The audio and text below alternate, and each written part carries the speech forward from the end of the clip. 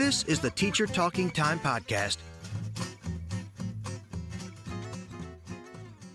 So, Dr. Jane Setter, welcome to the show. Hello, it's lovely to be here. Yeah, so we really appreciate you taking the time for this interview, and I thought we would start right from the beginning. Perhaps you could talk us through your humble beginnings in language education, perhaps why you decided to focus on language education, and even how you ended up becoming so passionate about phonology and phonological awareness. Okay. Well, I think it probably goes back to my dad, and I write about this in my book. He was always picking me up on how I spoke and drawing my attention to language features and differences and so on.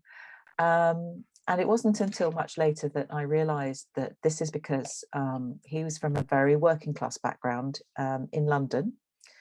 And he would have had a London type accent. I think he was too far south for Cockney, but he would have had a London accent. And he left school at the age of 11. Oh. He was born in 1911, in case anyone's looking for some context there.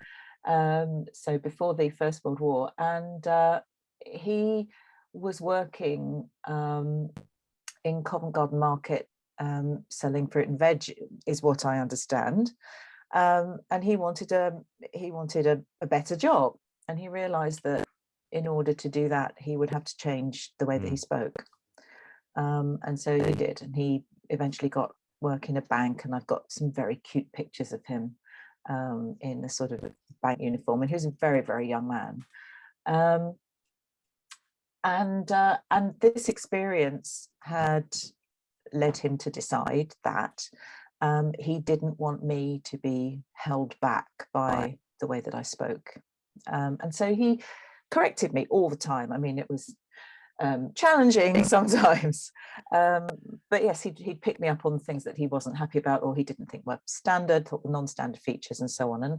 And it just kind of made me more aware, I think, of speech and speaking and how people interact and so on. And I didn't really realize why he was doing it at the time, but it occurred to me much later that it was because he wanted to make sure that I didn't miss out on opportunities because of the way that I spoke. And I think if you have read any of the book at all, you'll know that in the UK, the way that you speak, people get very hot under the collar about different sorts of accents, and they have positive and negative evaluations about different sorts of accents. So it's really quite a big thing in the UK. And so I was at school, I did English literature and modern languages, I did French and German to age 18, and then I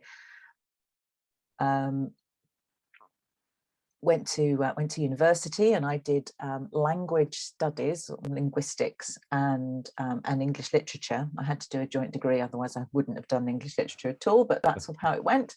And it stood me in good stead in some ways to do English literature. And it was one of my teachers who actually said to me, "You're more interested in the way language works than in the sort of analysing literary text, so why don't you try linguistics?" Which was very insightful, because I started this degree, and the thing that really made so much sense to me was phonetics and pronunciation. It just, everything fitted. There wasn't anything that didn't make any sense. So I'm kind of cruising through the phonetics modules, the phonetics classes, and my fellow students are getting me to help them out because they don't understand what's going on and so on. So I was already teaching even when I was a student. And during my summer holidays, I had vacation work in language schools, English language schools in the town that I grew up in. And this is a big industry in the UK, where we get people. I mean, we do get school children groups from Europe mostly, for example, but we also get lots of people from all over the world coming to various places in the UK to study English as a foreign language for periods of time. And I did that in my summer holidays, and I got really interested in the Japanese students, because it was just so different. They were so different from anything else that I'd experienced. And we had a Japanese student come and stay with us because the homestay fell through. And they asked if my family would take the student. And I just fell in love with the student, quite frankly, and thought I have to go to Japan. And so when I graduated, I thought what I'd do, because I was interested in English language teaching, I knew that if I wanted to do a master's, I needed 2 years experience teaching before I could do a master's degree. So I decided to go to Japan for 2 years, which I absolutely loved, and then come back and do a master's, which I did, and came back and did a master's degree in linguistics and English language teaching. And while I was doing that, my dissertation was on pronunciation of Japanese learners of English. It was actually looking at whether a quantitative analysis could give an accurate representation of the pronunciation difficulties faced by Japanese students, and basically decided that, you know, it could in some ways and it couldn't in others. So I was looking at that sort of thing, and because I'd done all this phonetic transcription for that, my supervisor for my dissertation recommended me to a colleague who is I was Peter about Roach, to ask you that. I was like, did you study under Peter Roach? Because well, he was actually, my guy yeah, in terms of interestingly, pronunciation. he taught me how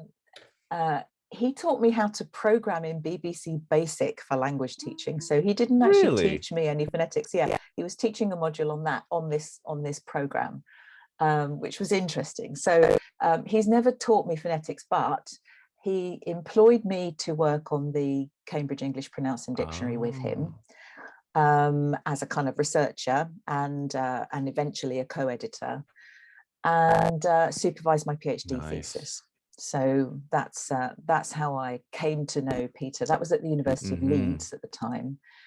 And then he relocated to Reading. So I was going to relocate with him to Reading as a research assistant, but was offered the job in Hong Kong. So then I went to Hong Kong for 6 years and taught phonetics and phonology and English language and communication skills at a university in Hong Kong. And started my work on speech rhythm in Hong Kong English. So that's when I started working on that. And that's what I wrote my PhD on. And so are things that I got into at that point. So I was interested in speech rhythm in the English spoken in Hong Kong. And originally I took a very ELT oriented approach. So I was looking at it from the point of view of what do we need to teach people in Hong Kong to enable them to use English intonation in a way that would be used by native speakers of British or American English or whatever. So I started with that kind of angle, and then I got into the global Englishes, world Englishes, English as an international language kind of perspective of looking at the variety developing in its own right as a variety, and then that kind of led me into that direction really. And then, I mean, you know,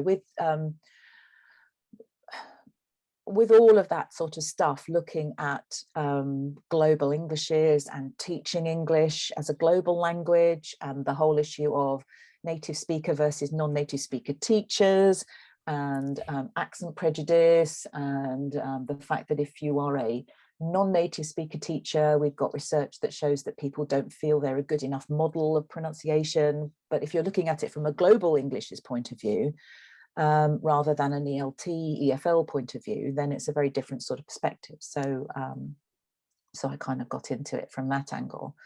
But the thing that I'm asked most about is pronunciation and accents and English, British English accents. I'm often asked about those things. And I've never done any research in this area, well, maybe a small amount, but it's not really been my research focus, because my focus has been mostly intonation and speech, prosody, rhythm, etc., that sort of thing in Southeast Asian type varieties of English. And also I've worked on those features in atypical populations. So mostly with my colleague who works on children with Williams syndrome. And we've done some work comparing children with Williams and Downs syndrome with typically developing children. So we've done that. So I'm asked about pronunciation, I guess probably because I'm an editor of the Pronouncing Dictionary. But it's not something that I've done a lot of research in, but it's certainly something that I'm interested in. And I've got very kind of immersed in this area recently, and looking at things like accent prejudice and also intersectionality. So how different aspects of a person basically come together to advantage or disadvantage a person. And I guess with all the stuff that's been happening recently with the Black Lives Matters and what have you, it's of interest to look at these sorts of things and to reflect on what I started out observing, which is that different accents cause you to be viewed differently.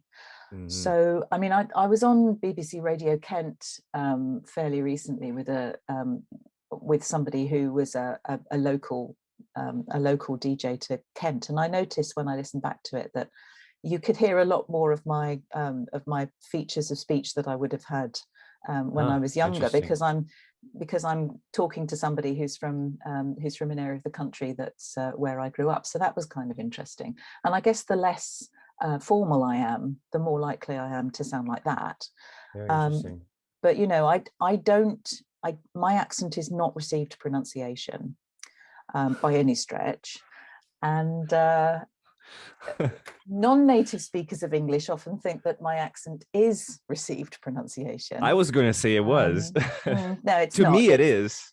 Well, that's it. You know, I mean, but if you asked an RP expert, they'd say definitely not. Wow.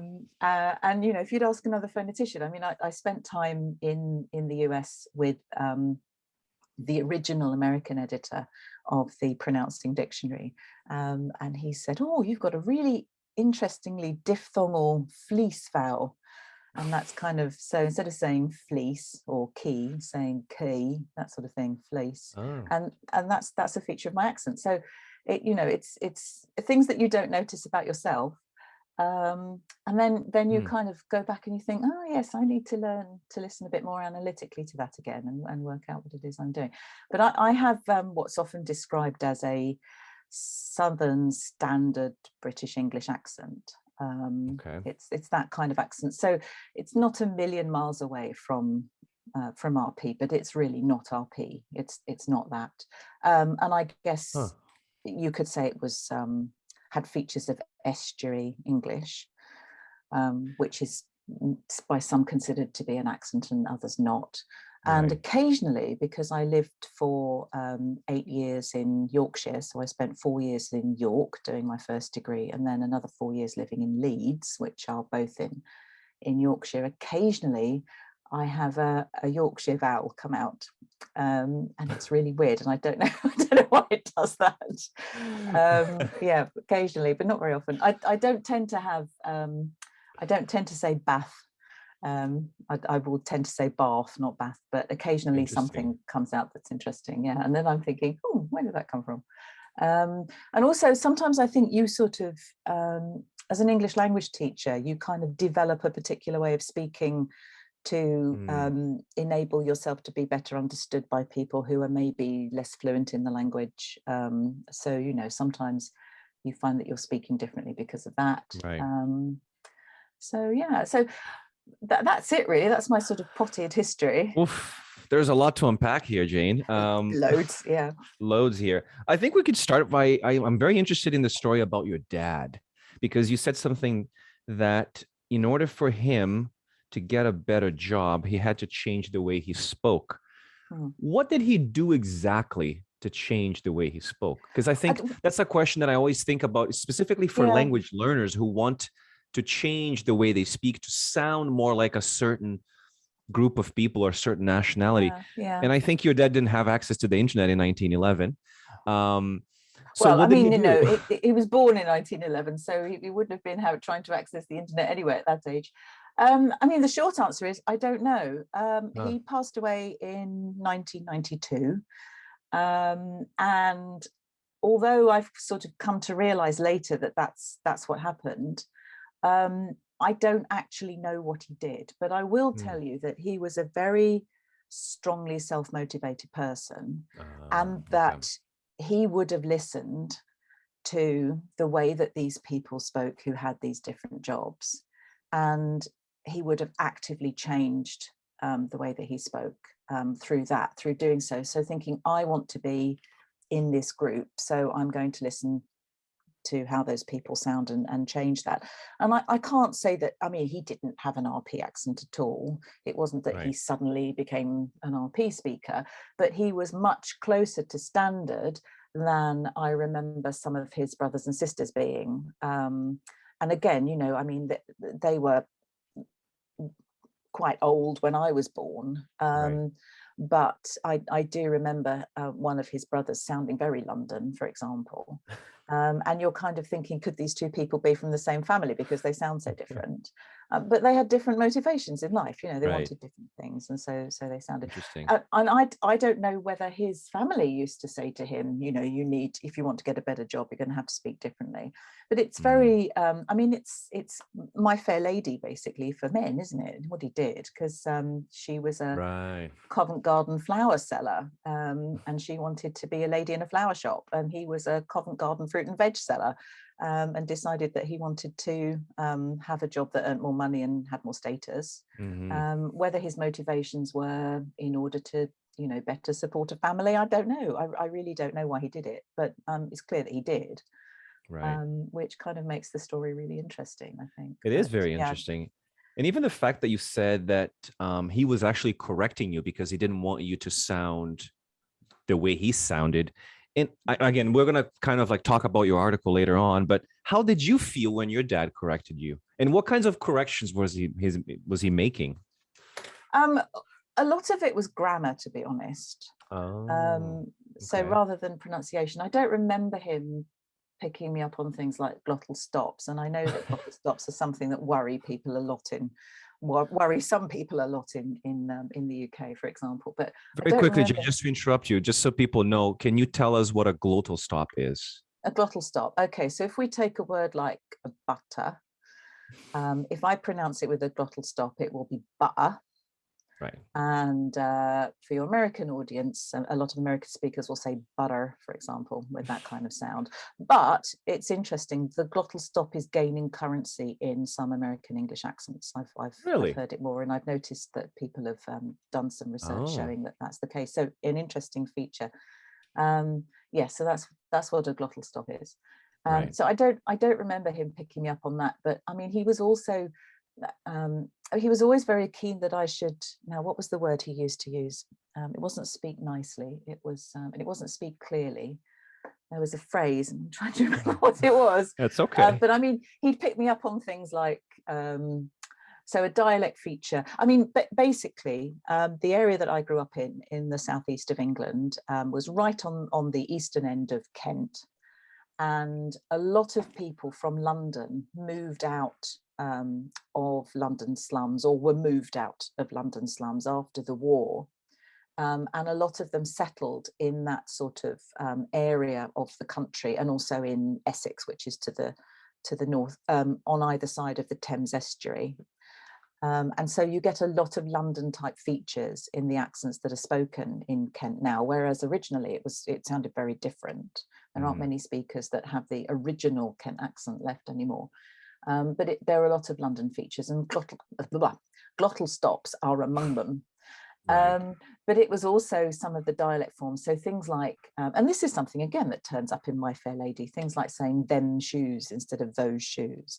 He'd always pick me up if I said that. So, you know, I want one of them magazines. He'd say those magazines, you know, so right in there immediately when I said it. He didn't do it in public.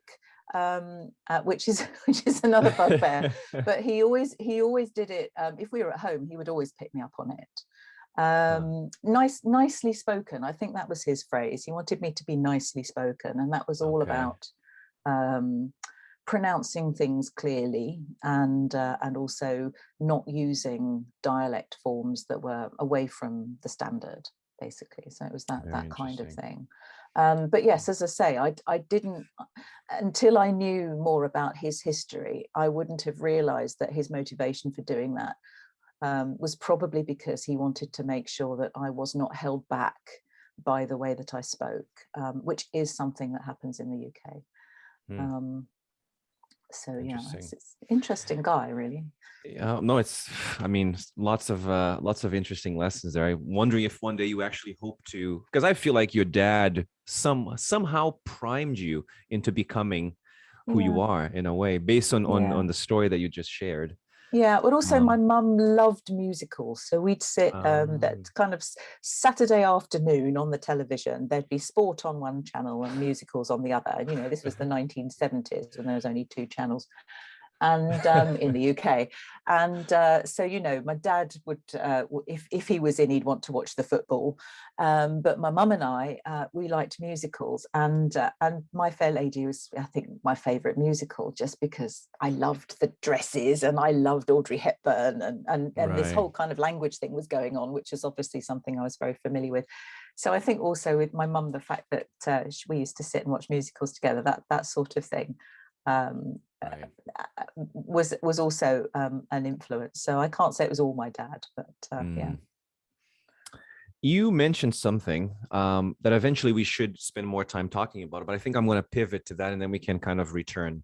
You talked about when you were talking to this DJ in Kent, you've mentioned that upon listening to your conversation again, you've noticed that you were somewhat copying some of the sounds, or maybe not copying exactly, like sounding like the person, right? Like some sort of alignment, because I that reminded me of alignment theory. And I wanted to ask you, because you wrote an article where I think it was about Meghan Markle. I don't know anything about celebrities, where she changed her speech to sound more like a British person. So perhaps you could tell us more about that. Yeah, I mean, it's they're called accommodation strategies. And I mean, you know, most people, not everyone, but most people will alter features of their speech or the way that they communicate depending on who it is they're speaking to. So this is why we get parents complaining that they can't understand teenagers and stuff like that. You know, there's just different ways that we speak to people depending on things like how well we know them, and on hierarchical differences and all this kind of thing, whether we want to fit in or not, and so on. And yeah, I was asked about whether Meghan Markle had changed the way that she spoke in the process of becoming part of the royal family. And I listened to her vowels, and actually I did an article in The Conversation with a couple of other phonetics colleagues, and we analysed some of her vowels to see if there was any movement towards British English, and we didn't find that there was. In fact, in one case we found that it was sort of moving more towards a more extreme American version than a British version. But one of my colleagues looked at her intonation, and a feature of English intonation that you don't get so much in American English is called the full rise. So it's something like yes. So you don't get that sort of pattern so much in American English. So something, let's think of a longer sentence. Something like, oh, are those for me? That sort of thing. So if she was in a crowd and somebody was giving her some flowers, and my colleague noticed that she picked up this pattern, which is quite a British sounding pattern, whereas American speakers will tend to use a rise. Are those for me? That sort of thing. Are those for me? Which is in British English, it's considered more dominant from a speech point of view. Not that you necessarily think you are dominant, but from an interlocutor point of view, it's seen like that. So so the patterns are used differently in British and American English, with American speakers tending not to use it. So it's a much more sort of tentative sounding thing. And my colleague Jeff Lindsay wrote something looking at that and saying that she seems to have picked up this feature. So this was seen as something that was sort of accommodating to British speakers.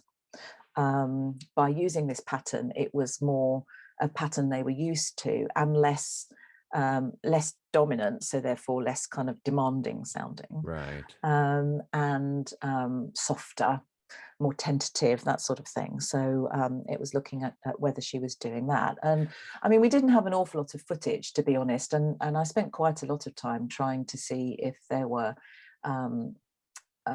if there was footage of her online where she was just speaking before Harry. And of course, you know, there's a lot of her acting which isn't the same, and there's a lot of her being interviewed which isn't the same either, really. But I couldn't see any particular evidence that she was using this pattern prior to this. But then you might only use it for a particular kind of interaction. So so tricky to know exactly what was going on there. But it is seen as a very British sounding intonation pattern. It's interesting because I was thinking about Spanish, and when I lived in Spain, I felt like I was picking up some of the nuances of the accent while living in Andalusia, for example. But then when I moved to Mexico and I was speaking Spanish in Mexico, I was picking up some of the nuances of accent in Mexico. So I think in a way, I'm thinking this is something that we do unintentionally, perhaps, right? Yeah, no, absolutely. I think it's a subconscious thing. Yes. I mean, I think there are definitely people who do it on purpose. That must be cognitively demanding, I guess, to be yes, doing that. But you know, if you're strongly motivated to do this for a particular reason, then you can have coaching from speech coaches to produce things in a particular way. So, I mean, you know, the great rhetorical speakers, many of them may have done this naturally, but they would have rehearsed things usually over and over again before they produced them. But it's not out of the question that somebody might go to a speech coach and say, you know, I need help sounding this more persuasive. What should I do? And they'll say, well, you know, in order to do this, you can use this sort of pattern, and that will have this effect on an audience rather than using that sort of pattern, which has a different sort of effect. And it wouldn't surprise me at all if there were people out there who took advantage of that. And in fact, you know, I mean, the famous example in British politics is Margaret Thatcher, who took speech lessons. I don't even know if it was elocution, but it was lessons to make her voice sound more dominant, because she was accused of sounding shrill, and female voices come off badly in just about every way, quite frankly. But she lowered her pitch range, and her pitch range was much more narrow, and she spoke more slowly. If you kind of watch footage of her over time, and that sort of way of speaking is much more authoritative. And you know, clearly she went and had some lessons on this. So if you are that strongly motivated person, then there's no reason why you can't have lessons to do this. But there are some people who are just naturally gifted speakers, and some people who are very aware of the power of speech, like Winston Churchill was supposed to be, for example. And know what to say at the right time in order to get a reaction that will, you know, bring things together or tear things asunder. So, yeah. Interesting. Is that something that is regional? Like you were talking about accents and the way of speech. Is the power of persuasion or speech persuasion kind of more universal, more general, or would that also be regionally specific? Well, I can only really speak for the UK, but in the UK, there are accents that people think are ignorant sounding.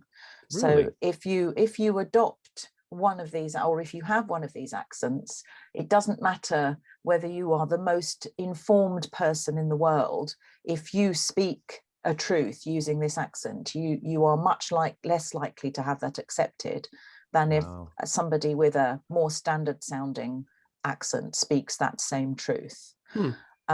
So there's definitely that going on in Britain. I mean, there's some of this in the States, although I'm not an expert on other varieties particularly. But I mean, for example, varieties from the South are considered, you know, to have a particular sort of stereotypical personality than others. And, you know, if you've got the sort of Brooklyn accent, then that has a connotation and so on, which is very different from, I don't know, the sort of network Englishy sort of accent that you get. So it can be the case that if you are using a particular sort of accent, your views can be discounted just because you're not speaking it in an accent that's considered to be authoritative. And I mean, that's highly problematic for me. It is. It's interesting. Talking about, is this conscious? Is it not conscious? Do we change? You know, one of your videos, I forget if it was you or an audience member, asked about chameleonisms, and I thought that was a really interesting term. And I'm learning a lot about my grandmother, actually, listening to this conversation, because on my mother's side, she was Scottish, but I only knew her as my Scottish Canadian grandmother, so in a Canadian context. And to me, she had this thick, and she did really super, super thick Scottish accent to me. But my mom was like, no, you have to hear her when she goes to Scotland. And then we took a family trip and we showed up in Scotland, and I couldn't understand anything that she was saying. She laid on this, and I don't know if it was intentional or it was just she was back in her environment, but her Canadian Scottish accent was very, I guess, watered down. And then her Scottish accent was incredibly thick. And as a 10-year-old kid, I had no idea what she was saying anymore. Yeah. I don't think when you say she laid it on, that kind of assumes that it was conscious, but it probably wasn't. It was just that she was in this environment, and that's the way you speak when you're in this environment with these people. So you know, it's something that we do unconsciously, but also it can be conscious. So I don't want to say that people never do it consciously, because that's not the case. But you know, we tend to be social beings. We want to get on with people. We want to get what we want out of people. And you know, whether again that's a sort of super conscious thing or not, we need to have our needs met.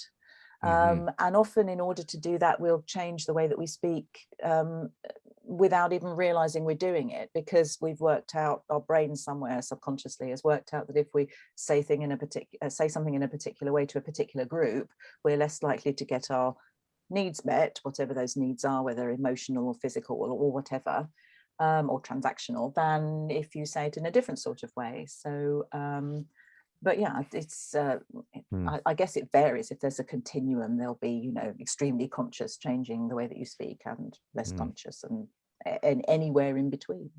But you know, I had a friend that I was at university with, who was from Bolton in the UK, which is in the northwest of England, and she had this awful experience of going back to her family home, and they rejected her because they said she didn't sound like she fitted in with them anymore. So she clearly found it quite difficult to switch back into her home accent, because they basically just rejected her. And I remember this was when we graduated. She went back home, and you know, because she was looking for work and so on, and she just had to move elsewhere because she couldn't stay with them, because they had such a strong reaction to her. And that comes up in the film Educating Rita, actually. I don't know if you know that film with Julia Walters and Michael Caine, where I think she has a Liverpool accent, and she studies with the Open University in the film. And everything about her changes, including her accent, and she just doesn't fit in anymore with the group of people that she lived with originally, her family, and they kind of reject her. So it's sort of interesting, and speech is part of that to some extent. So you do get people who are able to much more able to sort of flip in and out to a greater extent. But even so, I mean, I wouldn't be surprised if your grandmother, when she went home and was using features that you couldn't understand, I wouldn't be surprised if the people that she was speaking to actually thought she didn't sound like them anymore, because you get that comment as well. They think they sound, perfectly like they always did, and in fact, well, no, you don't sound that anymore. You sound kind of different. She's in between and nowhere, basically, right? Yeah. Do well to some extent, but she's happy with that. That's okay. Yeah, that's very interesting. Hi there, my name is Agnes Rubinho. I'm a teacher. I have been part of the Learn Your English community since September 2020, and I couldn't be more grateful for having had the opportunity to join the community, because I've been working on my own since 2004. I've been a teacher for 27 years now. But before that, I used to work for schools, and I worked for 3 different schools which use different methodologies. And at that time, I felt that some methodologies worked for some people, but for most people, it didn't work. So I didn't feel I had the flexibility to work on what I believed. And in 2004, I decided to go freelance, and I could work the way I believed based on the students' needs. But for many years, I felt really bad because I wasn't applying any methodology in particular. I was working on what the students brought me. And once I joined the community and I started learning a lot, so I learned about dogma, and then I learned about the power of visualization. I remember this month, it was really good. I worked with a lot of students on that. And then they started talking about TBLT. We've been reading Dave Willis' book, and I've been learning so much, because when I set the CPE, when I had a course to see the CPE, at the time it was called CPE, it wasn't C2, it was CPE. And the next natural step would be to take the CELTA. But I learned a lot about this, and I didn't feel it fit me.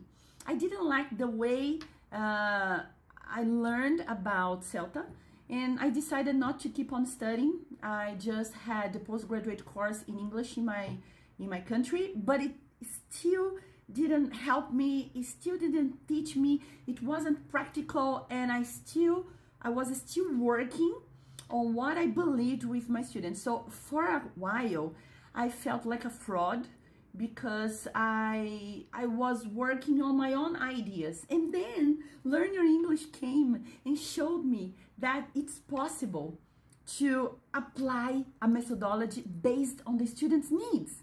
And now I have in my classes a combination of dogma and TBLT. I work mostly with private students, and one-to-one classes. All of my students are private. And I came here to thank you guys, because the work you develop and the work you provide is priceless.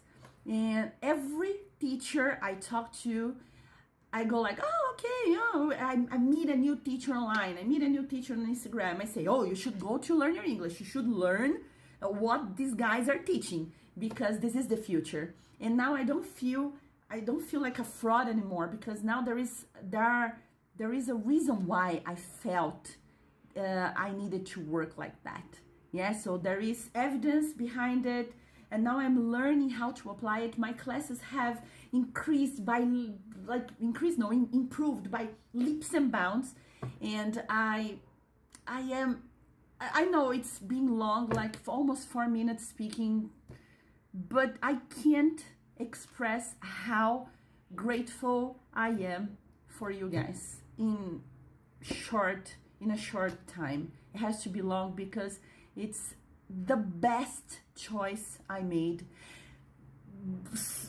It's impossible to express. Yeah, the best choice I made when I joined the community. That's why I share this with everyone, and I think everyone should join it as well.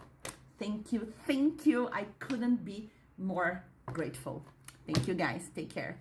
Oh, wow. There's a lot to unpack here. Educating Rita, is that the name? Jenny? Educating Rita, yeah, is the Okay. film. I mean, it's not specifically about accent, but accent plays a part in it. No, It's a this is really, good. really good film, actually. It's worth We can add this to the seeing. show notes for sure. Yeah. Well, I would like to pivot a little bit to talk about your IATEFL talk, because I feel like you were talking a bit about tribalism, which is something related to the book, but I don't know if I want to get into that yet. Okay. Belonging to groups and things like that. But I wanted to talk more about your IATEFL talk, which also connects to your work with teacher education, specifically a course that you teach on.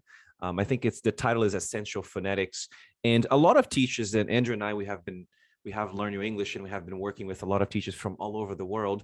And we find that a lot of teachers feel very reluctant to teach pronunciation in the classroom. So perhaps you could tell us more about ways in which teachers can actually bring phonetics into the classroom in ways which are, again, accessible, user-friendly, and that actually will help students move away from this idea that is so pervasive in our industry that you have to sound like a native speaker. And I always ask my students, but which native speaker do you want to sound like?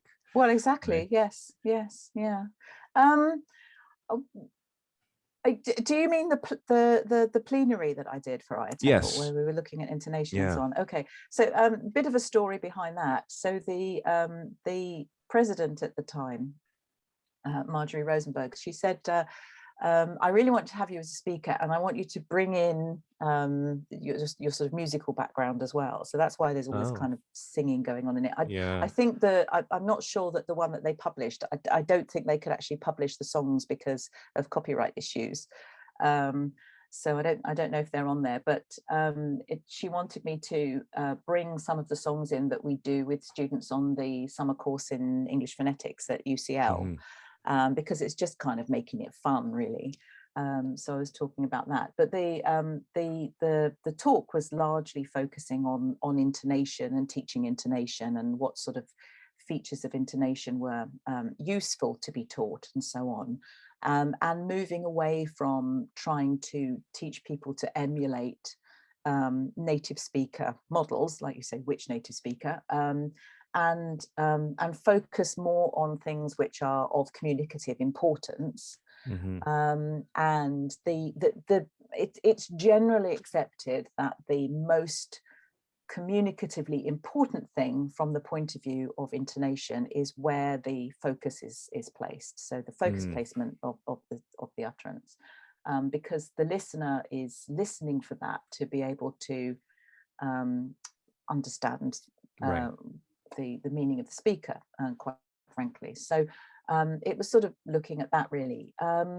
I mean, I do more sort of teacher education these days. I don't do teacher training anymore, and I haven't done traditional pronunciation teaching for a very, very long time. So, I mean, there are people out there who are much better qualified to talk about this than me, because I really haven't done it for such a long time. I'm kind of more about teaching students on RMA to understand the pattern so that they then can take that and decide how best to deal with it in their classrooms. But, you know, there's lots of discussion about ways into pronunciation, including things like just small things. If you're teaching a grammar point, then make sure that you bring in the pronunciation issues as well there, so that it's sort of taught together rather than being a separate sort of thing, which makes it seem separate, which it isn't. So, I mean, an example would be if you're teaching plurals or past tenses, for example, then, you know, if you've got a word like start, then you add id to it, so you add an extra syllable, so that sort of thing. So working with that, getting people to recognize patterns and these sorts of things. And I've seen some really interesting work with students. What's the word? Modeling isn't the right word. So taking a famous sitcom. So at the time it was Friends. So this is a little bit old now because Friends is quite old. But listening to the dialogue and trying to recreate it. And in doing so, understanding the patterns in order to be able to recreate the dialogue. So it's kind of a mirroring thing, I guess. So, you know, deciding that you're going to work on, for example, focus placement, and then getting the students to listen to this dialogue and hear where the different focuses are, and then try to recreate that and that sort of thing. So bringing in some fun, I think. And also that there are loads of technological tools out there that you can use with students, depending on their level of technological awareness. So, I mean, you know, from computer programs like Praat, which you have to learn how to use and interpret, to materials produced by my colleague Paul Hancock, for example, who does a lot of stuff that you can get that is on an iPad and you know, working through things like that. So I think I'll leave the actual lesson content to the experts, because that's not something that I deal with particularly. But yeah, I mean, I appreciate that teachers find it very challenging to teach these things, but there are some things which are really useful and important, and other things which kind of nice to have in some ways, but don't really matter. But it's the sort of persuading people away from having students sound like whatever native speaker they're choosing, to actually being able to communicate in a world where, I mean, you know, there are more people who use English as a second and a foreign language than there are who use English as a first language. So recognizing that, you're equally likely to be speaking to somebody from I don't know, Ghana or Thailand or Japan or Hong Kong, or, you know, somewhere in the USA or South America, than you are to a native speaker in English, because it's such a widespread language. So we really need to be thinking about what it is that's important for international communication, rather than having students focus on trying to attain some native likeness. But that's the kind of general opinion, I think, of the pronunciation and second language phonology academic response, if you like, to this, that English has a particular sort of status, and we need to be thinking about that. That doesn't mean that if somebody wants to sound like a particular native speaker, that they shouldn't work towards that if they want. We're not saying you mustn't do this. We're just saying that there are priorities, and by focusing on the priorities, it actually takes away some of the stuff that might be difficult to teach and isn't actually that important from a communicative point of view. So yeah, but yes, I think you'll probably find there are much better people out there who can talk about materials development than I can. So I'm going to stop there. No, this is good. This is good, because I was actually thinking, Andrew, I don't know if you remember, but we had a guest in the podcast, and he was actually talking about research that he did with a group of Chilean students. And he used, I think they were business students, and he used basically, I think it was, he lives in Montreal. I forget his name now. It will come to me. But he basically used Jane. He used Sato, right? Sato, yes, Masatoshi Sato, yes, thank you. So he basically used Chilean entrepreneurs, successful entrepreneurs in Chile who spoke English as models for those students to actually, you know, someone to aspire to sound like a person from their own cultural background, from their own educational background, right? Because I think this is the question with pronunciation, accentism, etc., and in a global English context of, you know, how do we as practitioners or as teachers or even as educators go about this, and is it even possible to go about it? Or, if I'm interpreting correctly, Jane, is more about equipping our own students to empower them to find models that they want to sound like, or that they can, instead of me and my own, you know, my own bias of my own language and my own accent, and saying, oh, this is how you should say it, not like this. Instead of saying, well, who do you want to sound like? Where is a model that you can follow? Watch them speak, find a video, and kind of equipping themselves to find that kind of. Internet's a wonderful thing and can't be a terrible thing, but in this case, it's probably a great resource for them to find someone, right? Yeah, Yeah. Oh, I should just say, my colleague that I was talking about is Mark Hancock. If I said Paul Hancock, that's because I know a guitarist who's called Paul Hancock. So sorry, Mark. It's Mark Hancock. I probably Mark did say Hancock. Mark, but We're going yeah, to Mark Hancock. Okay. he's written extensively on pronunciation tools and Absolutely, things like yes, that. yes, Yeah. and has won various awards. So for his materials, so definitely worth a look.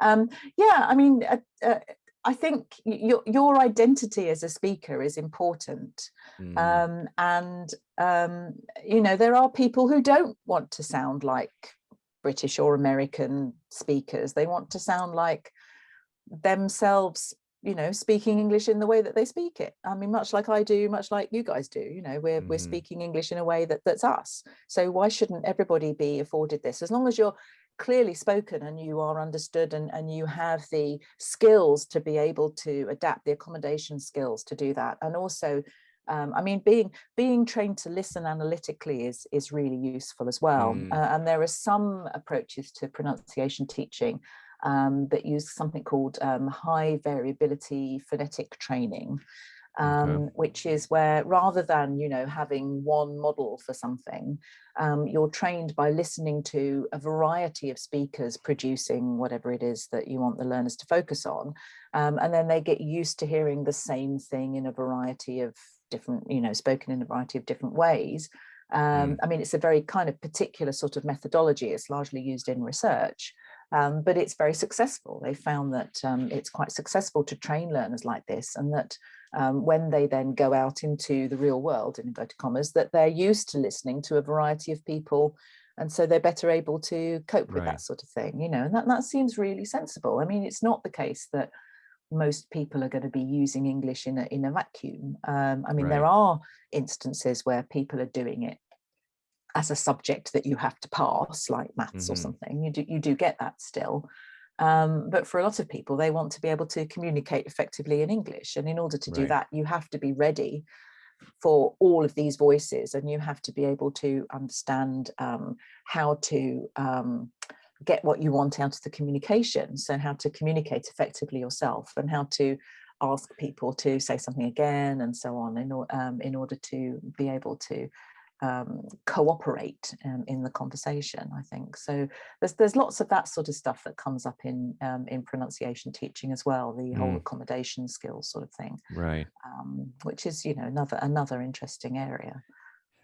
Before we jump into the book, Jane, I actually wanted to ask you a question, and I think this is a good way for us to pivot into the book that you have written. I'm thinking about accents, because I haven't finished reading the book. It's an interesting read, and I'm the kind of slow reader, because I take notes. I'm like, oh, this is interesting. I want to research more but in terms of accent, even when a person has a so-called heavy accent, it doesn't necessarily mean that they are unintelligible. And you were talking about a successful communicator. He's intelligible. He is able to make himself or herself understood, and also understand others. So my question to you then is, who carries the responsibility or the burden here? Is intelligibility a property of the listener and not the speaker, or is it both? Yeah, it's a good question, isn't it? I have to say, I've not really thought about that.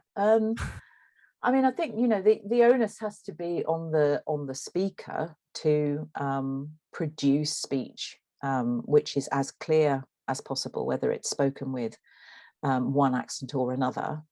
So, you know, you need to work to be able to produce things in a way which are clearly understood. But I don't think that takes responsibility away from the listener necessarily. If you're, you know, it's a negotiation, isn't it? So yeah, and I mean, one of the things about the lingua franca core, which I'm sure you're aware of, which is Jennifer Jenkins' yes, theory, is that it's not just the case that learners should be using features that help to make them better understood in international settings, but people who are traditional native speakers should be thinking about this as well. So, I mean, you know, there are things like, I mean, I'm a British English speaker and I don't pronounce my R in all positions because of my accent. But that model actually suggests that you do it, because if there's an R in the spelling, it's underlying, so we should be saying it. So, I mean, this is not something that I think I would do unless I could spot that somebody hadn't understood me, and then I might want to hyper-articulate it. But it's certainly something to be aware of. So this might be an issue because the speaker hasn't heard that. So I think that the burden of responsibility really in any conversation is kind of on both of the people taking part in it, because you need to be able to speak in a way that can be understood, and you also need to be willing as a listener to understand the person. And in some cases, we've seen instances of prejudice, for example, where the listener refuses to understand the speaker because they have a particular accent, not because they're not necessarily clearly spoken. And we saw that with some research into call centres, for example, where many UK banks moved their call centre operations out to places like India and other places in South Asia. And the response they got from some British speakers was, well, I don't understand this person because they're speaking in this accent, not because, and they didn't even bother trying. So, I mean, to me, that's not acceptable. If the person's generally not clearly spoken, then some work is needed. But if they are, on both sides, I mean, you might have a very strong British accent of one type or another, which means you're difficult to understand. But I mean,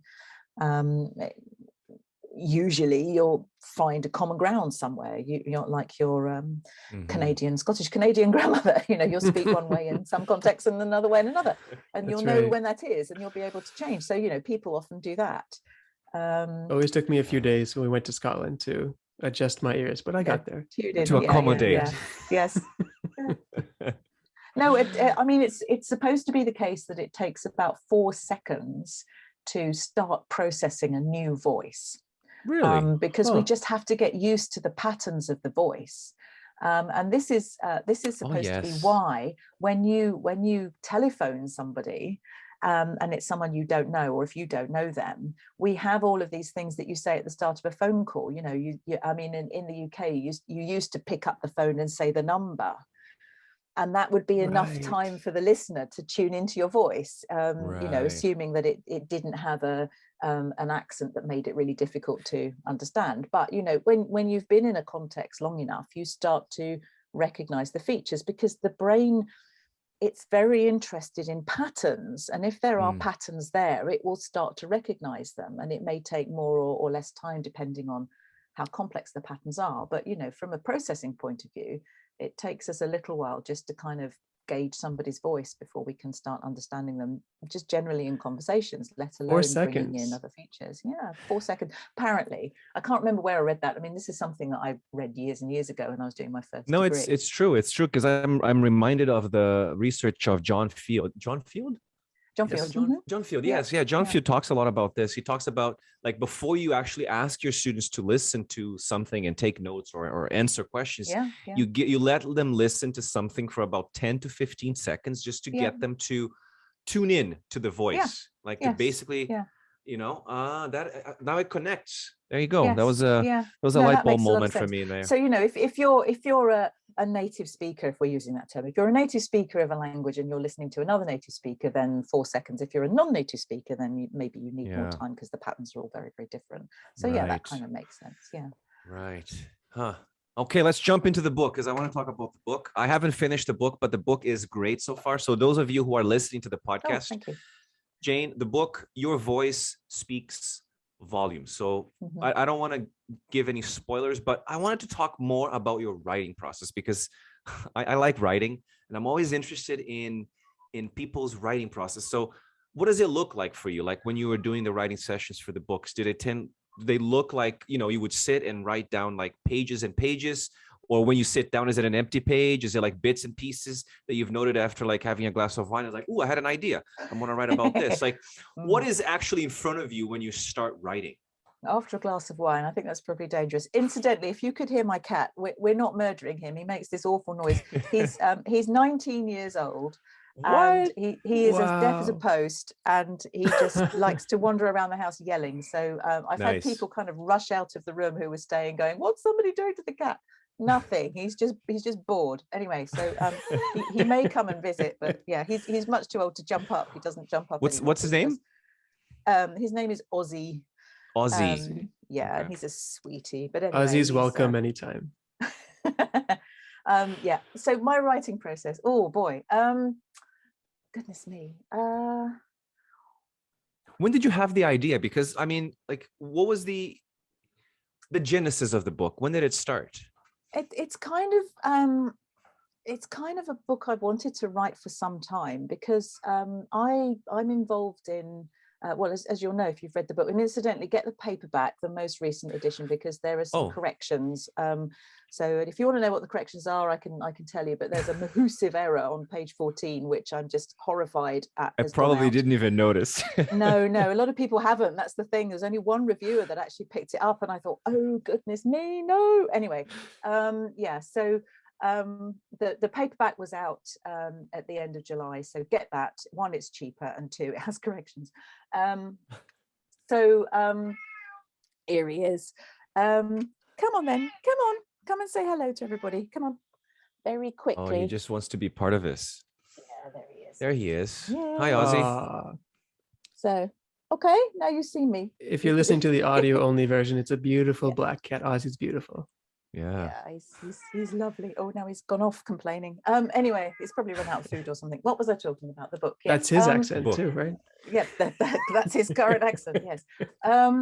So yeah, I wanted to write it for a long time, and I've been involved in. Well, obviously, I'm asked about accents all the time. I'm asked about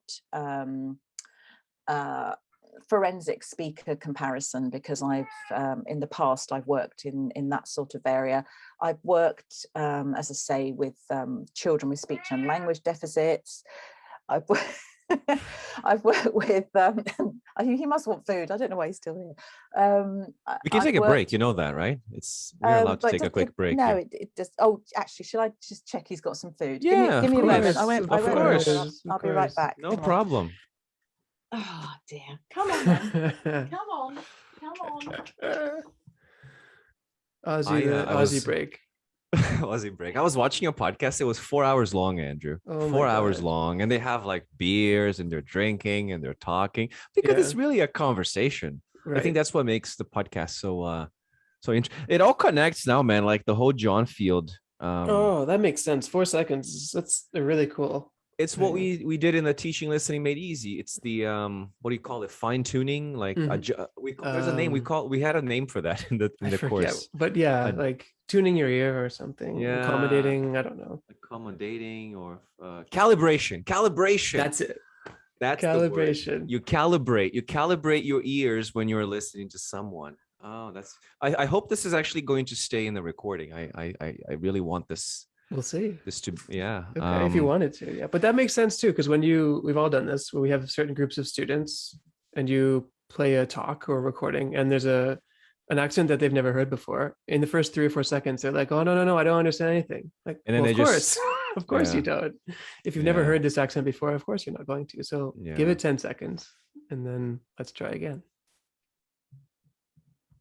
Yeah. Okay, I'm back. I just want to check the external mic is that okay? Can you hear me? Yes, loud and clear. Yeah, okay, good. Because I've got these wireless headphones, and if I'm not careful, it kind of flips onto the mic that fits with those, and I need to use this other one. I know the problem. Yeah. Okay, so Cat was without food. I mean, how does that make me? Yes, not that I fed him this morning, but not good enough, clearly. Anyway, so I'm back. What are we talking about? We were talking about the genesis of the book. You were talking about all the work that you were doing, forensics and all that. Yeah, so the forensic stuff and the kind of accent prejudice stuff. And I also wanted to do a kind of general introduction to phonetics and speech production, which I hope is fairly straightforward. But it's a technical area, so the first chapter is all a bit technical, but after that then you've got everything you need to understand what comes next from a phonetic point of view. And I also wanted to write something about why we've got all of these different accents in England specifically, but in the UK. And yeah, that it's why we've got this tribalism, because people feel very strongly about their accents, and they also feel very strongly about the people's accents. And we have all of these different connotations that go with accents. So like I was saying, if you speak a truth in a particular accent, then it may be the case that you're less likely to be believed than if you speak it in a different one. So if you speak it in an accent which is closer to a standard, then people are more likely to respect your view, which is, I mean, it's shocking. It really is shocking. But we do have we have lots of accents. It is tribal. People didn't move around very much. We had invasions from all over the place. We had chiefdoms, kings, regional kings, and so on. And I guess up until probably the 1950s, if you look at an accent map from the 1950s, and there's one of these in my book for which sound is it? It's R, I think. It's the R, yeah. Yeah, the rhoticity. And you compare that with a map from around 900, when we've had the Viking invasions.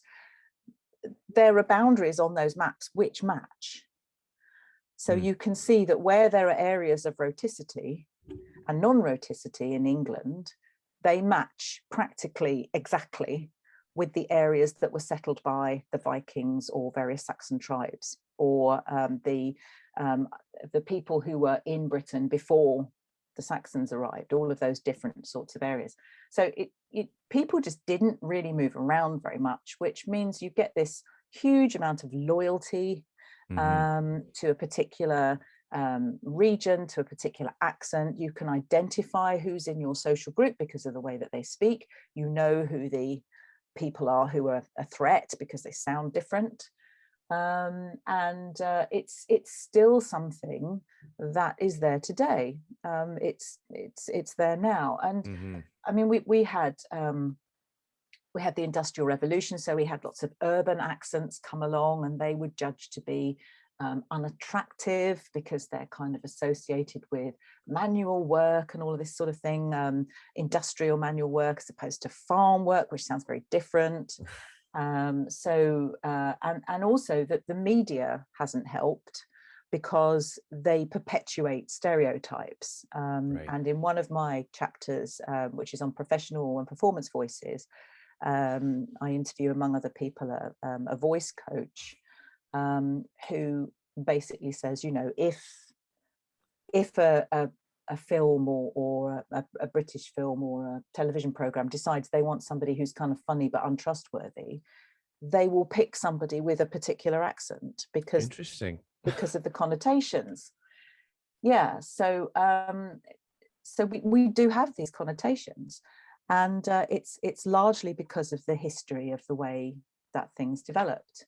And so, I mean, my suggestion is that with received pronunciation, it's a social accent, because it's not, although we tend to think of it as people from kind of posh people from London, that sort of area. Right. Actually, it's an accent which is all over the UK, spoken by upper class people. So there are people in Scotland who have RP accents, people in Ireland, Northern Ireland and Ireland that have RP accents, people in various different places in England that have RP accents, in Wales that have RP accents, and so on.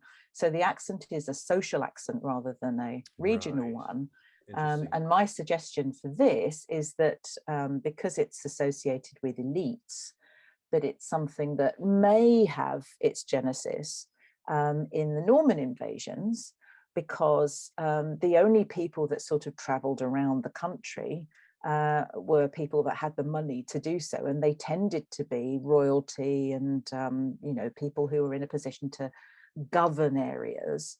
And so you'd get these, and most of them were French speaking, so you had an entirely different language that was spoken by these people.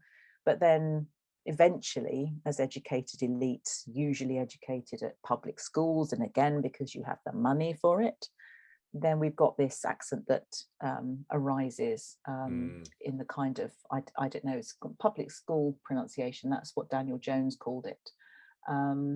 So certainly, you know, by the beginning of the 20th century, you've got this accent, and then we hear it on things like the news, on the radio, and so on. And people who have this accent are considered to be authoritative because they're wealthy and they govern and they're justices of peace and all this sort of thing. So you end up with that kind of accent. So I wanted to write about that stuff, and I wanted to write about my personal experience of it.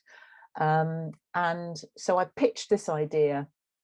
It's actually David Crystal who put me in touch with a commissioning editor from Oxford University Press. And I pitched this idea, and she said the way that I pitched it was a bit too personal.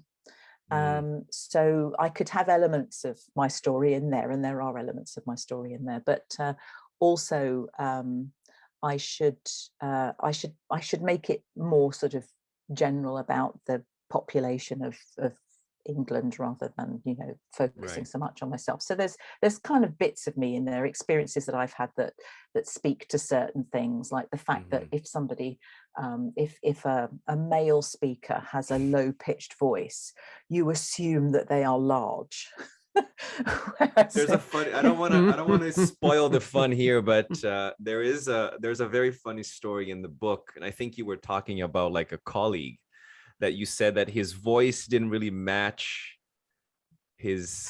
Yeah, no, it was a boyfriend of mine at the time. Yeah, so there's a story where Are we allowed to talk about that story, Jane? Like, is he going to be? Yeah, no, it's okay? fine. Yeah, I haven't been in touch with him for ages, so nobody needs to know who he is. But yeah, it was.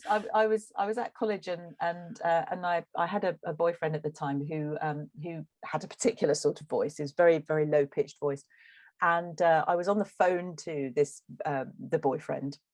And one of my friends came along and sort of grabbed the phone off me at one point and was kind of talking to them.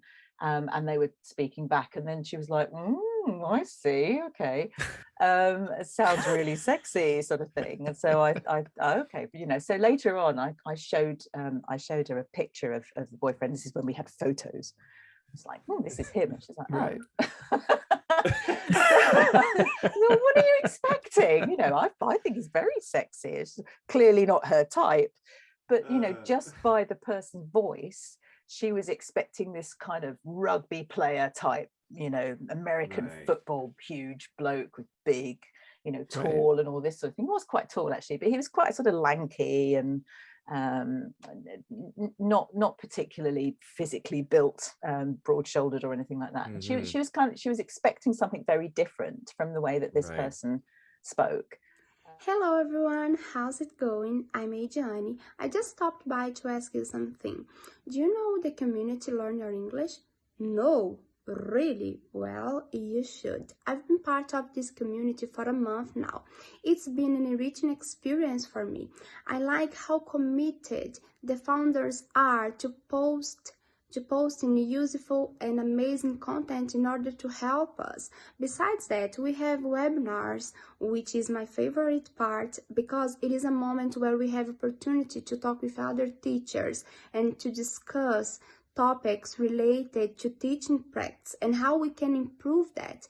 So if you don't know their job yet, I highly recommend that you check it out. You're not going to regret it. So thank you very much. Bye bye. And yeah, I mean, there's another story in there about I can't remember. I think it's Ronnie Cray. So the Cray twins were a notorious a couple of gang leaders, if you like, in London, and an actor was talking about having to portray one of the brothers on screen, and he went and spoke to this brother in prison, and he said he was really surprised because the criminal chap had a really high pitched voice and he wasn't expecting it. And you can't, you don't, you expect somebody who's sort of criminal has this really sort of gruff sounding voice like that, and apparently he's very high pitched. So we see people and we have expectations about how they're going to sound. Where do And those we come hear from? people and we have expectations of how they're going to look. So it's really interesting how the voice. No, sorry, Jen, go ahead. Go on. Where does that come from? Is that a cultural prejudice? Is that a historical prejudice? Going back to what you're saying about the Vikings, is that something that just from the media? Like, where do we get that? I think it's physical. I mean, it may well be something from the media, but I think it's physical as well, because the larger you are, the more likely. I mean, clearly not that, but the more likely you are to have a large larynx. And if you're a male speaker and you have a large larynx, then you're going to have a lower voice. So we kind of it's often the case that large, tall, broad people have lower pitched voices purely from a physical point of view. But everyone's different, and it's not the case that this is going to be what happens for everybody. But we see somebody and we sort of assume that they're going to sound a particular way just by looking at them physically, and it's fascinating. And, there've been studies which have shown. I think this was something that was done with American high school students, where they had a group of students that listened to. I can't remember exactly what the study was, but they had a group of students that listened to some speakers, and they were shown images of the speakers. And if they were shown images of a white person, they were more likely to say they were intelligible than if they were shown images of somebody who was clearly not a white Caucasian person. So we see people or we hear people and we automatically have expectations about them, and all of that stuff.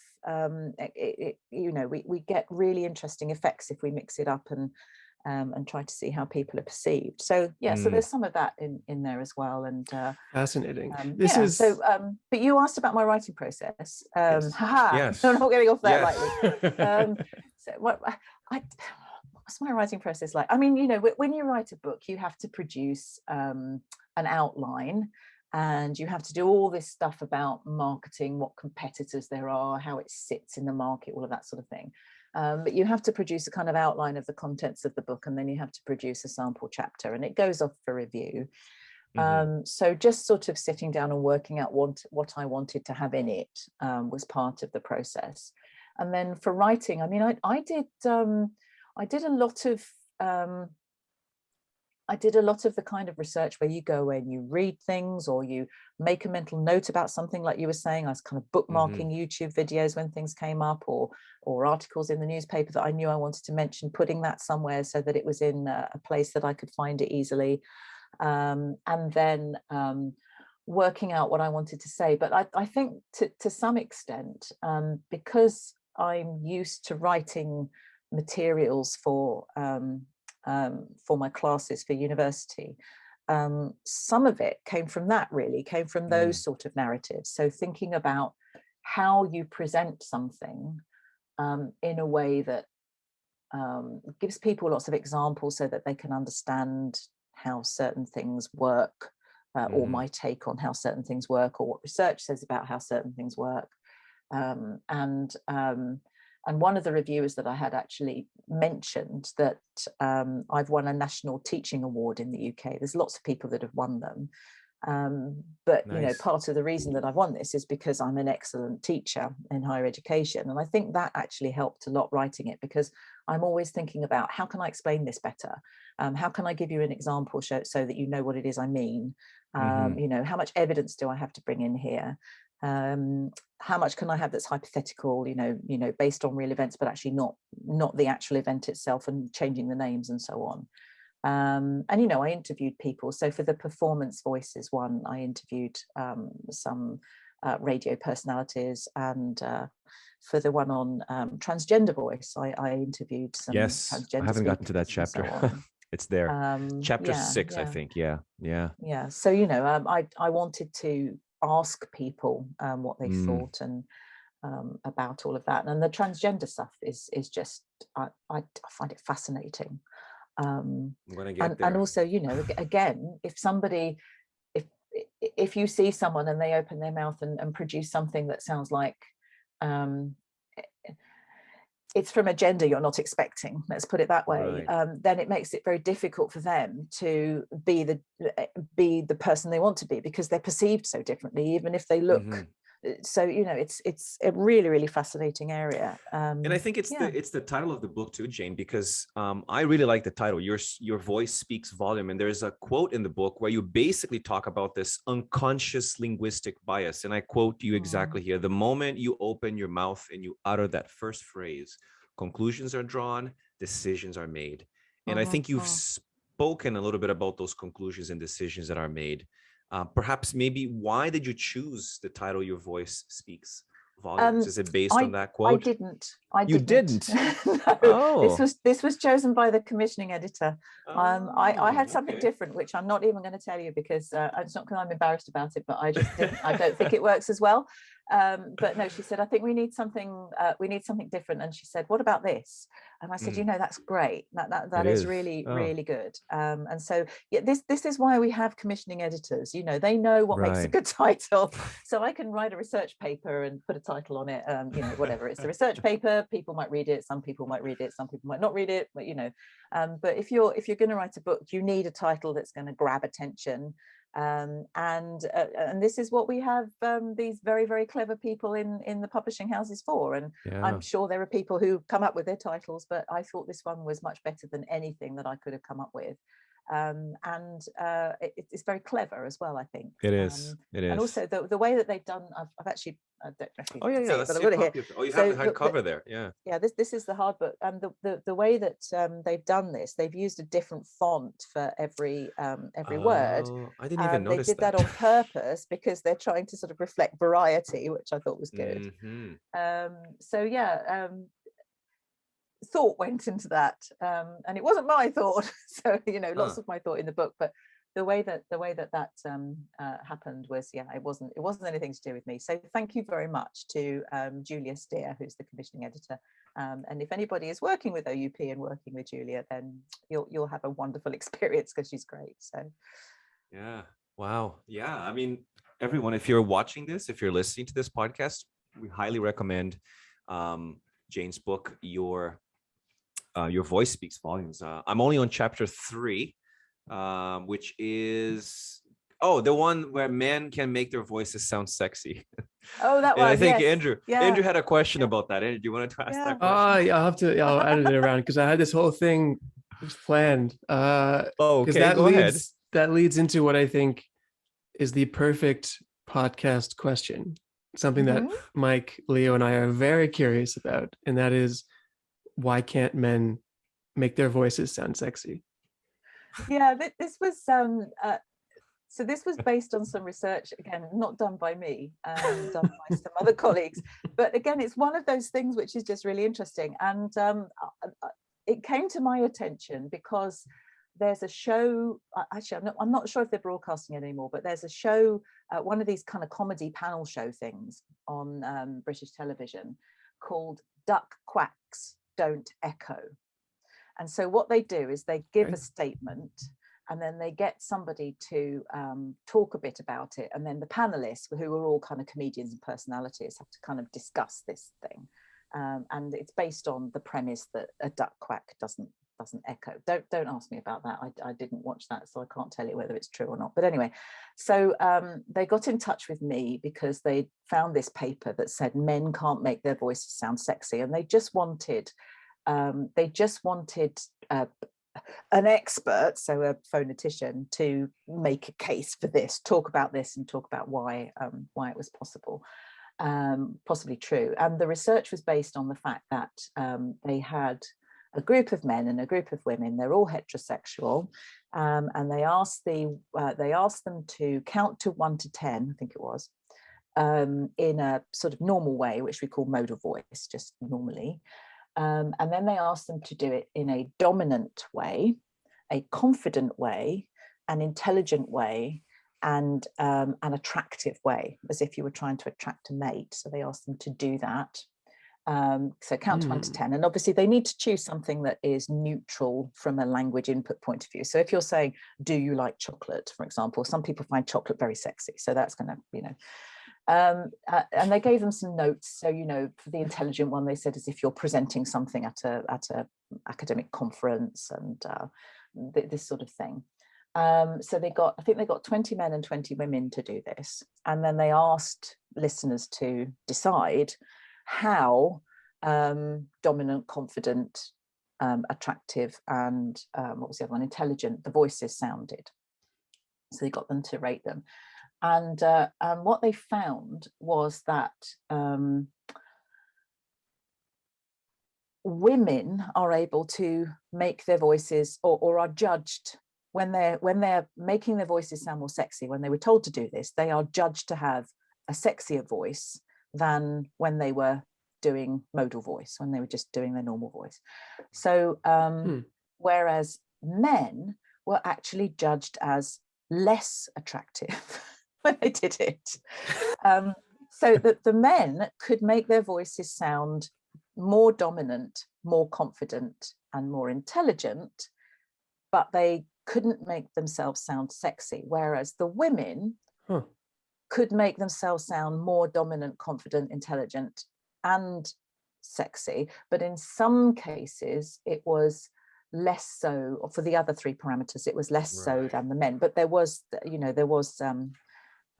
this effect. So, I mean, that's kind of interesting from the point of view of women are not judged to sound as authoritative or whatever as men, confident as men, even though they did make themselves, they were rated to sound more confident than the modal voice. But kind of 2 things arise from that. So one is the question of what were the women doing to make their voices sound more sexy? And the second thing, which Andrew was interested in, is why couldn't the men make themselves sound more sexy? And so for the women, they found that what the women tended to do was lower their voices and make them sound more breathy. And this kind of voice is considered to be very sexy and attractive. Wow. And, you know, I mean, I've changed my accent a bit there as well. I've RP'd it up a little bit, but, you know, even if I was doing it in a Margate type accent, it would still sound more sexy than my other accent. So they do that. And there's all sorts of things that are, that kind of go with that, including that it sounds very calm, it sounds very nurturing. And so, you know, it's something that mothers do to babies. A breathy voice sounds very kind of calming and soothing and so on. And so that's kind of taken as sounding sexy. And also I don't remember if it was this particular research or some other research that kind of allied those features of the voice with the health of the female. So if you had this kind of voice, then you sounded more healthy and physically attractive, and therefore you were more likely to produce strong offspring. Okay, so now we've gone there. The researchers said this is to do with evolution. It's actually that's the main thing. So if you're a man, from an evolutionary perspective, your main role is hunter-gatherer, protecting the family, you know, seeing off others, whether it's through being clever or being strong, this sort of thing, dominant and so on. That is your role. Whereas from an evolutionary perspective, the female's role is to bear the children, raise the children, nurture the family. So we've got different sorts of roles going on there. That's very interesting. So men don't have any reason to make themselves sound sexy from a sexy voice point of view, because the things that the women are looking for from an evolutionary perspective is a man who can provide and, you know, protect. They're looking for that. So that was what the researchers put this down to. So interesting. I mean, it was just fascinating that if the men tried to make the voices sound sexy, they sounded less sexy. The women weren't interested in those voices. And this kind of matches things that you find on dating apps, where, you know, women tend to go for men that have standard sounding type accents, because these men, they are considered, whether this is true or not, to be educated and intelligent and, you know, able to earn money, that sort of thing. If you have one of these accents, more than if you have an accent from a more sort of rural area where you're not considered to be somebody who's going to bring in a lot of money, therefore you're less of interest. You know, I mean, it's very, very transactional, and Wow. it's that kind of thing. That's what they were putting it down to. Now you do get men who have very deep voices, but as I was saying before, people assume that if you have a deep voice that you're physically quite strong and you're large. And that is something that's attractive to women from an evolutionary point of view. So yeah, do you understand what I'm talking about? So all this stuff matches up. Yeah, Kind of we all have up. faces for radio. I get it. Exactly, yes. Good face for radio. Yeah. So no, it was a really, really interesting piece of research. And you know, if you say this to people, they go, "Oh no, of course that's not, yeah, rubbish. That's rubbish." But actually, a lot of our responses go back to this sort of basic instinct. Oh God, that's another movie, which I didn't mean to be saying. But anyway, you know, it goes back to your sort of basic needs as a human. And so, you know, it's not the case that we don't get women going out there being very high flyers and so on, but it's less common than with men. And, you know, all of these things are kind of linked up together. So the fact that if women speak in a particular way, they get much more criticism than if men speak in a particular way, for example. They get more criticism for things like creaky voice, this sort of voice like this, yeah, you know, that kind of thing. That's criticized among women, but men do it as well, and they don't seem to get anything like as much criticism. And high rising terminal, where you go up at the end like that, you know, that's also something that men and women do, but women get more criticism for it than men. So women are always at the kind of poor end of the stick, let's say, when it comes to being judged in terms of the way that they speak. And that's another thing that's in the book, looking at these sorts of things. And that's in that chapter, I think, actually. It talks about these kind of myths about language and tries to debunk some of them. I don't know how successful it is, but, you know, you can only put the evidence out there. It's a great book. It's interesting because I just want to circle back a little bit, because that's about when we hear voices, our perceptions of them and our biological or otherwise reactions to those voices. But you mentioned in the book, and you mentioned also in a talk that we watched when you were at, what's it called? The talk at Google, I think in 2019. Yeah, the Google one, Talk. yeah. The Google Talks. Yeah, they invited me to talk about the book, yeah. And I don't know if it's circling back a little bit to the transgenderism discussion. I don't know if it's specific to this, but you talked in that talk about what it means to have a voice that doesn't match who you are. And I thought maybe we just quickly dive into that, because I think that's a very interesting notion, because we've just finished talking about when we hear a voice, our reactions to it. But what does it mean to have a voice myself that I don't believe matches who I am? Yeah, no, this is again, it's an interesting area. I mean, it's sort of a difficult area. The transgender thing is a difficult area for me to talk about, because I'm not transgender, and I have, you know, the only experience I have is from the people that I've spoken to and my friends and so on. But again, there are sort of physical changes at play here. So if you are, bearing in mind that most people who transition are in adulthood when they do so, if you are female and you transition to male, then among the treatment, of course, is testosterone. And if you take testosterone, it causes your body to go through puberty, male puberty. And one of the things that happens is that the voice changes in male puberty. So we know, we talk about the male voice, it breaks. That's the word we use in the UK. I'm not sure if it's the same everywhere, but we say, oh, his voice is broken, that sort of thing. And that means that there's been this spurt of growth, because we know during teenage years there are these spurts of growth, and there'll be a spurt of growth in which the larynx largens, because that's something that happens in adult males and also in females, but not to the same kind of extent. So the larynx suddenly largens and the voice might sound a bit squeaky for a bit, and then it sort of settles down and so on, and then you've got this different sounding voice. And you know, I know people who say that they were choir boys when they were when they were 10 or something, and then the voice changed and they weren't able to sing again. And some people are able to master it and others are not, but you know, it has an effect on your voice. So if you're taking testosterone, this happens to you. And there's a really interesting video called 6 Months on Tea, by Jacob Flores, I think is the name of the character. You can find him on YouTube. And he talks about he talks about a number of things that have happened to him over the 6 months that he started to take testosterone. And I think there are quite a lot of these videos on YouTube where they're talking about, you know, what happens on tea and so on. But I really liked this video. And one of the reasons is there's a section where he just talks about his voice. So he says, my name is Ryan Flores, and this is my voice 1 month on tea. And then you go 2 months on tea, 3 months on tea, and it gets down to 6 months on tea. And the voice has dropped considerably during that period. So if you are transitioning female to male, then the chances are your voice is going to lower in pitch significantly. And a lower voice is perceived as more masculine.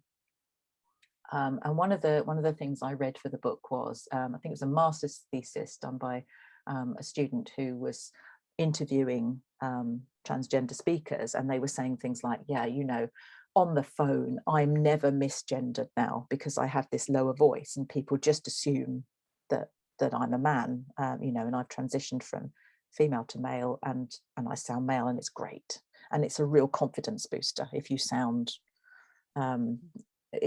like you belong to the gender that you're inhabiting. Right. For male to female speakers, this is more of a challenge because you can't reverse this. So once your larynx has done this, you're stuck with it.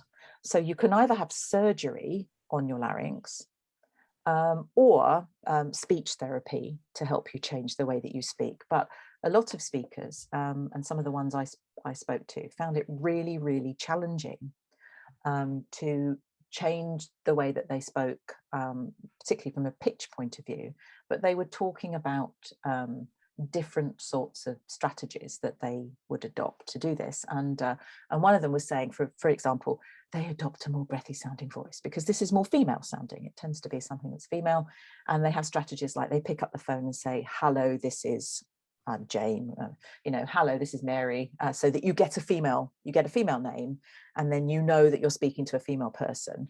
But even in that instance, there have been misgenderings where, you know, because of the voice, they are not taken to be the gender that they're in. So it's a problem, and people do find that they are misgendered because of their voice. So like I was saying, they might outwardly look like a female.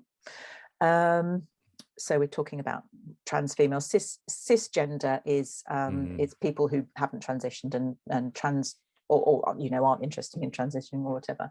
But transgender is people who have transitioned from one gender to another. So you get transgender people who, I mean, you wouldn't look twice at them in the street, whether you would or not anyway, or, you know, you wouldn't think anything about it, but then they speak and their voice doesn't match your expectation to a larger extent than, you know, even my friend who thought that my boyfriend was going to be this big guy. Right. It's more of a culture shock than that, because I mean, some people find trans people, they just find the whole concept so appalling and so difficult that they just don't want to be, they don't want to engage with it. Yeah, so one of my friends that I interviewed in the book was saying that they're a musical performer. They were singing, they were in a bar somewhere, and this person came over and said, I'm looking for, came over to her, said, I'm looking for the singer. I just want to tell him how good he is, or something like that. And my friend said, well, that's me. And my friend said, you know, that there are people who deliberately misgender you, and there are people who accidentally misgender you. And while both of them are upsetting, and you could use some other words there, she is less upset by the ones that are not deliberate, because she knows that people are not setting out to intimidate her or be, you know, particularly difficult. But still, that's a reflection on the fact that she doesn't sound female, and that upsets her, which it would, you know, quite frankly. So I've seen videos where extraordinary transformation, can't speak now, extraordinary transformations have taken place. And I've played them to my students, and I said, okay, listen to this person speaking, and they listen, and then I say, okay, now I'm going to play you this bit where that person is doing something a bit different, and it's a video of somebody who outward appearance looks like a woman, is transgender, and the video has this person kind of reciting, I think it's the Rainbow Passage, just saying that in the female voice. And then later on, there's a kind of discussion with them about their original voice, if you like, and the female voice. And the students are just like completely open-mouthed by this because it's just so different. Right. And, you know, the person is saying, it's really difficult now for me to use this male voice. It's really hard because I've trained myself to use something different. But they went through extensive speech therapy to do this. So it's not entirely impossible, but it is very difficult for some male to female trans people to change their voices. And yeah, I mean, it's upsetting if they get misgendered because of this, just as it's upsetting if they get misgendered for anything else. So yeah, it's a really, really interesting area. And I actually have a transgender person that I'm following at the moment who's transitioning from female to male. I'm taking regular recordings from them over the sort of 6 months that they're starting to take testosterone, and getting them to kind of doing interviews with them and getting them to kind of keep diary entries where they're talking about anything that happens to do with their voice and so on. As a sort of case study. Yeah, but it is really, really interesting. But it kind of shows how important the voice is for how somebody is perceived, whether that's a good important or a bad important. It's kind of showing that the voice is so much part of somebody's identity, and that if it's not reflecting who you feel that you are, then it can be a real problem. So yeah, it was interesting talking to the transgender people about that. I think we only have one final question because I think we're hitting the okay beyond what we were supposed to be talking about here, but we had so many questions. But I would start, basically I would just wrap this up, Jane, with we have like a list of rapid fire questions that I like asking, but I feel like you've addressed a lot of them. So I'm going to give you a last one here, which is the following. If you could have a gigantic billboard anywhere with anything on it, metaphorically speaking, of course, getting a message out to millions, billions of people on this planet, what would it say and why? It could be a few words, it could be a paragraph. Well, I think currently with the sort of work that I'm doing, it's judge a person by what they say and not by the accent that they're saying it in. I think that would be it. That because there's I'm doing I'm involved in lots of discussion about accent prejudice at the moment.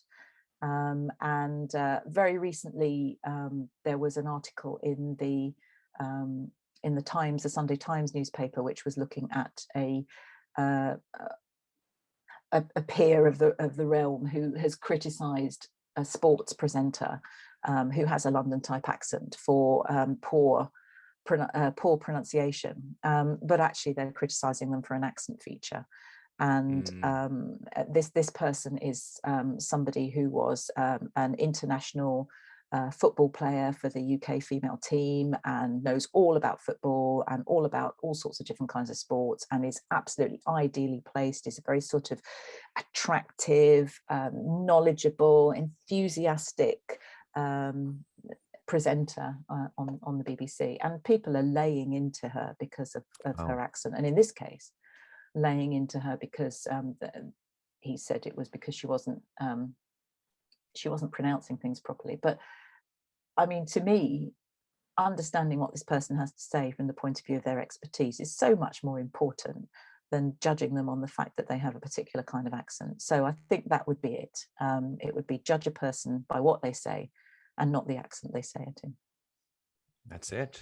I think that's a good way to wrap this whole thing up. Love it. Those of you who are looking, I know summer is not over yet, but if you're looking for a good summer reading, as Jane has just mentioned, the paperback edition of her book with corrections on page 14, which I actually now have to go back and look at it because I completely missed that.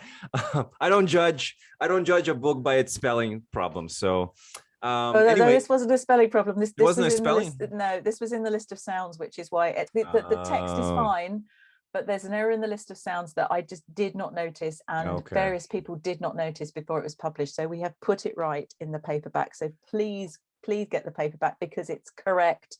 There you go. But if you want to laugh and you understand what you're looking at, then get the hardback. But no, I mean there are other corrections as well. There were some printing errors and so on that we sorted out. So it's much better to get the paperback version. So, all of those links are in the show notes and on our website. So we'll be sending that out so you can get your copy. Yeah, we thoroughly recommend the book. It's a great read. I haven't finished it, but again, Jane, thank you. Actually, Jane, do you want to give people your Twitter handle so people can follow you on Twitter, Instagram, LinkedIn, whatever? Yeah, so it's just at Jane Setter, JaneSetter. Phonetically transcribed there. Well, yeah, that bit is, but the handle is just normally spelt in orthographic spelling. Yeah, I mean, I'm on YouTube. I'm not one of these kind of prolific YouTube people, but there are a few videos on YouTube. There's some of the intonation songs, for example, are on there if you want to do them as karaoke. So there's various bits and bobs on there, and one of my classes on intonation, actually, which a lot of people have said they find it useful, but I'm not one of these people who kind of does very professionally produced YouTube videos or anything. But yeah, I mean, I'm very happy to interact with people on Twitter, and do quite regularly, and quite regularly have disagreements, but also have agreements. So it's an interesting platform. So do find me on there. I'm not. I am on Instagram, but I don't really post very much on there at all. So I think Twitter's the best place for me if you want to interact. And you can email me as well. So my email address is j.e.setter@reading. That's READING. .ac.uk. It looks like reading, but is Reading. That's the name of the town. We'll put that in the show notes as well. Yeah, okay. But you can find me there as well if you want to email me about stuff. I'm very happy to chat with people. I mean, I have a day job, so I can't spend a lot of time doing this. But I'm happy to correspond with people. One last compliment to, and I forget who you mentioned it was that titled your book, but one last compliment to that person or team, because it lends itself very nicely to Your Voice Speaks Volumes 2. Yeah, I don't know if they'll let me do that. Okay. We'll see. Maybe. I mean, it's very English focused, and I think there might possibly be scope for another one. But it's up to the publisher really. If this one sold enough, then they'll let me know. And but I was very glad it went to paperback, to be honest. Buy the book. Buy the book. There might be another one.